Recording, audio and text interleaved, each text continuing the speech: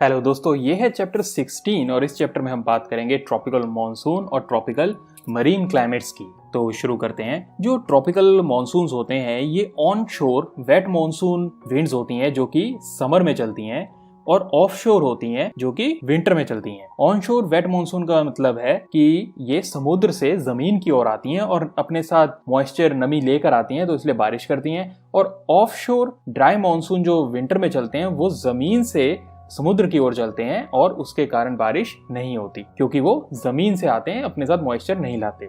ये जो है बेस्ट डेवलप्ड होते हैं इंडियन सबकॉन्टिनेंट के अंदर, Burma, Thailand, Laos, Cambodia, Vietnam के कुछ हिस्सों में, साउथ चाइना में और नॉर्दर्न ऑस्ट्रेलिया में। इसके अलग जो ट्रॉपिकल मरीन क्लाइमेट होता है वो होता है ट्रेड विंड्स के चलने के कारण, और ये पाया जाता है central America, West Indies, north eastern Australia, Philippines, east Africa के हिस्सों में, मेडागास्कर और ईस्टर्न ब्राजील में। ये इसे ज्यादातर ईस्टर्न पार्ट होता है जो कॉन्टिनेंट का, वहां पर पाए जाते हैं क्योंकि जो ट्रेड विंड्स चलेंगी वो ईस्टर्न पार्ट्स के ऊपर ही अपना प्रभाव दिखाती हैं। समुद्र से वो नमी लेके आती हैं और ईस्टर्न पार्ट ऑफ कॉन्टिनेंट में बारिश कर देती हैं। तो अब ट्रॉपिकल मॉनसून्स को डेप्थ में देखते हैं। जो समर सीजन होता है तब ट्रॉपिक ऑफ कैंसर के ऊपर सूरज की रोशनी जो है वो डायरेक्ट पड़ती है, इसलिए नॉर्दर्न हेमिस्फीयर में टेम्परेचर बढ़ जाता है, वहाँ गर्मी होती है। अब गर्मी होती है तो वहाँ पे लो प्रेशर का एरिया डेवलप हो जाता है, जैसा कि ये इंडियन सबकॉन्टिनेंट और साउथ एशिया के इलाके में आप देख सकते हैं।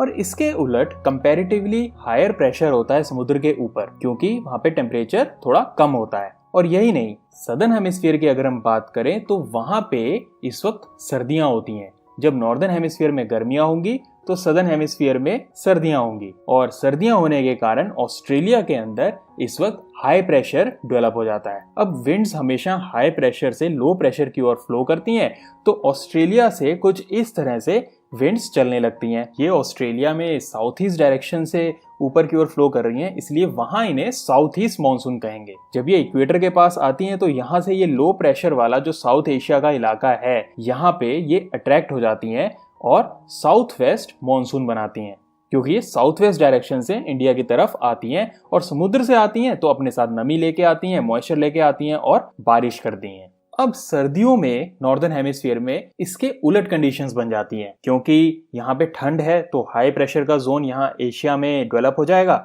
और नीचे ऑस्ट्रेलिया में इस वक्त गर्मियां होंगी, वहाँ लो प्रेशर डेवलप हो जाएगा। इसलिए इस तरह से विंड्स फ्लो करने लगेंगी और इन्हें हम कहेंगे नॉर्थ ईस्ट मॉनसून क्योंकि ये नॉर्थ ईस्ट डायरेक्शन से फ्लो कर रहे हैं। अब ये जो फ्लो करती है ये जमीन से समुद्र की ओर फ्लो कर रही है, इसलिए ये बारिश नहीं करेगी, लेकिन रास्ते में पड़ने वाले कुछ इलाके साउथ इंडिया के, वहां पे ये बारिश करती है, जैसे तमिलनाडु में। अब जब ये विंड्स फ्लो करेंगी तो ये ऑस्ट्रेलिया की तरफ जाएंगी क्योंकि ऑस्ट्रेलिया में इस वक्त लो प्रेशर है, वहां गर्मी है, और वहां जाके नॉर्थ वेस्ट मॉनसून बना देंगी और वहां पे बारिश करेंगी क्योंकि वहां ये समुद्र से आ रही है, इसलिए ऑस्ट्रेलिया के इस नॉर्दर्न इलाके में बारिश हो जाएगी। तो ये था ट्रॉपिकल मॉनसून काम कैसे करते हैं। अब यहाँ के जो सीजन्स हैं उन्हें देख लेते हैं। पहला जो सीजन होता है वो कूल ड्राई सीजन होता है, ये अक्टूबर से फरवरी के अराउंड होता है। इसके लिए हम एक सिटी ले लेते हैं, मुंबई। मुंबई का जो टेम्परेचर है वो नॉर्मली इस वक्त 25 डिग्री सेल्सियस के अराउंड रहता है, और अगर हम इंडिया के बाकी हिस्से जैसे पंजाब की बात करें तो वहाँ पे इस वक्त ठंड में 10 डिग्री सेल्सियस या उससे भी नीचे टेम्परेचर चला जाता है, और रात को तो बहुत ज्यादा ठंड हो जाती है। इस वक्त नॉर्मली बारिश नहीं होती है, थोड़ी बहुत बारिश हो सकती है साइक्लोनिक एक्टिविटीज या लोकल डिस्टर्बेंसेस के कारण, बट ओवरऑल ये सीजन ड्राई होता है और ठंडा होता है। और जैसा हमने बात की थी, नॉर्थ ईस्ट मॉनसून के कारण इस टाइम थोड़ी बारिश साउथ के इलाके में होती है। अगला सीजन आता है हॉट ड्राई सीजन, मतलब गर्मी भी है और बारिश भी नहीं है। ये चलता है मार्च से मिड जून तक। इस वक्त टेम्परेचर बहुत तेजी से बढ़ता है क्योंकि ट्रॉपिक ऑफ कैंसर पे सन जो है अपना प्रभाव दिखाता है। मुंबई का जो मई का टेम्परेचर है, एवरेज टेम्परेचर, वो 30 डिग्री सेल्सियस के अराउंड रहता है। हालांकि इंडिया के बाकी के इलाके इस समय बहुत ज्यादा गर्मी झेलते हैं, कई जगह तो 35, 40, 45 डिग्री सेल्सियस तक भी टेम्परेचर चला जाता है। जो कोस्टल इलाके हैं वहां तो सी ब्रीज चलती है, इसलिए थोड़ी सी राहत वहां के लोगों को मिल जाती है। अब मई आते आते लो प्रेशर का जो जोन है वो सेटअप हो जाता है नॉर्थ वेस्ट इंडिया में, और आंधियां चलनी भी शुरू हो जाती हैं। और फाइनली अब आता है रेनी सीजन, जो कि मिड जून से सितंबर तक चलता है। इस वक्त साउथ वेस्ट मानसून अपने साथ बारिश लाता है और बहुत तेज बारिश होती है। लगभग साल में होने वाली ज्यादातर बारिश इसी सीजन में होती है। मुंबई के अंदर 20 इंच के अराउंड बारिश जो है जून में हो जाती है, 24 इंच जुलाई में और 14.5 इंच अगस्त में, और इसके बाद बारिश थोड़ी कम हो जाती है, 10 इंच के अराउंड आ जाती है सितंबर में। ये कुछ पर्टिकुलर महीनों में, एक पर्टिकुलर सीजन में इतनी ज्यादा बारिश होना, ये कैरेक्टरिस्टिक फीचर है ट्रॉपिकल मॉनसून क्लाइमेट का। और फिर बारिश के बाद मॉनसून जो है वो रिट्रीट कर जाता है और टेम्परेचर जो है वो गिरने लगता है, सर्दियां आने लगती हैं। इंडिया के अंदर मॉनसून्स का बहुत इंपॉर्टेंट रोल है, क्योंकि यहाँ पे एग्रीकल्चर के ऊपर लोगों की जिंदगी बहुत ज्यादा डिपेंड करती है और एग्रीकल्चर बारिश के ऊपर बहुत ज्यादा डिपेंड करता है। अब बात करते हैं ट्रॉपिकल मैरीन क्लाइमेट की। ये इन इलाकों में होती है और ये इलाके ज्यादातर ईस्टर्न कोस्ट पे होते हैं किसी कॉन्टिनेंट के। यहाँ पे बारिश ट्रेड विंड्स के कारण होती है और इनमें फर्क ये होता है कि कोई भी ड्राई सीजन नहीं होता। हालांकि समर में यहाँ भी ज्यादा बारिश होती है। एग्जाम्पल के लिए हम ऑस्ट्रेलिया की एक सिटी लेते हैं, केन्स, जो कि क्वींसलैंड में है। यहाँ पे साउथ ईस्ट ट्रेड विंड्स जब ब्लो करती हैं तो वो यहाँ पे बारिश करती हैं। यहाँ पे जो सबसे ज्यादा बारिश होती है वो जनवरी, फरवरी, मार्च और अप्रैल में होती है, जो कि समर सीजन है सदर्न हेमिस्फीयर में, क्योंकि ये ऑस्ट्रेलिया की सिटी है। लगभग 70% जो बारिश है वो इन्हीं 4 महीनों में हुई है, जो कि यहाँ की समर है। और ऐसा कोई महीना नहीं है जब बिल्कुल भी बारिश ना हो रही हो।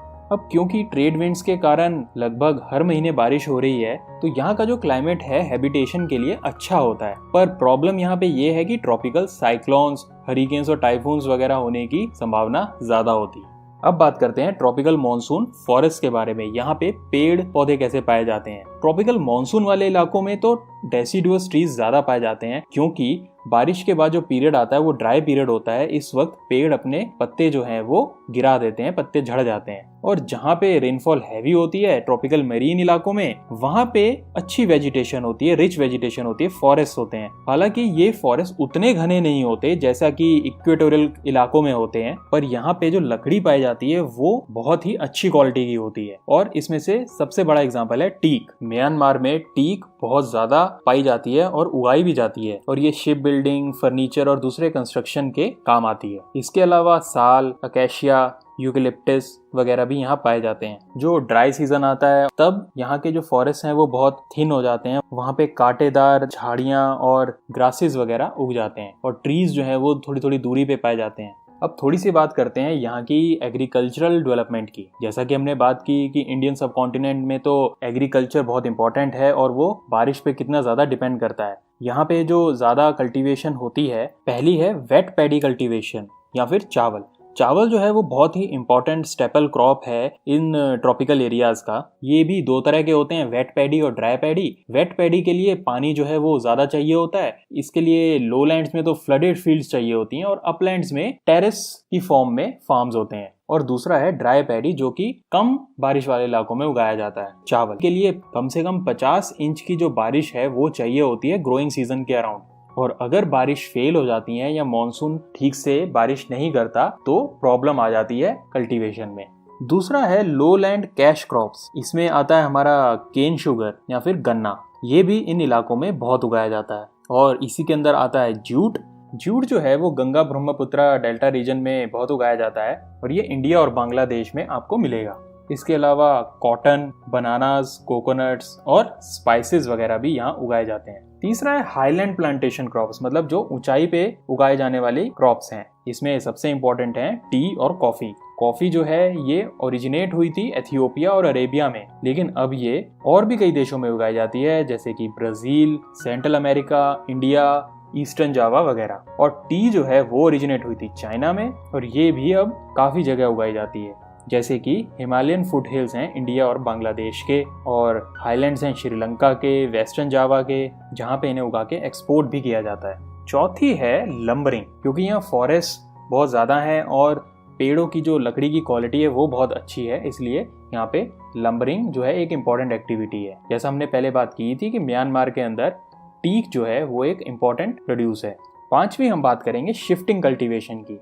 जब कुछ टाइम खेती करने के बाद जमीन जो है उसे छोड़ दिया जाता है और फिर नई जमीन जो है वो क्लियर की जाती है आग लगा के या किसी और तरीके से, और फिर वहां पे खेती की जाती है, उसे ही हम शिफ्टिंग कल्टीवेशन कहते हैं। इसे अलग अलग देशों में अलग अलग नाम से जाना जाता है, जैसे लडांग मलेशिया में, टोंगवा म्यांमार में, तामराई थाईलैंड में, कैंगिन फिलीपींस में, हुमा जावा में, चेना श्रीलंका में और मिल्पा अफ्रीका और सेंट्रल अमेरिका में। अगर आपको ये वीडियो पसंद आया तो लाइक और शेयर जरूर करें और कमेंट्स में प्लीज जरूर बताएं। मिलते हैं अगले वीडियो में। धन्यवाद।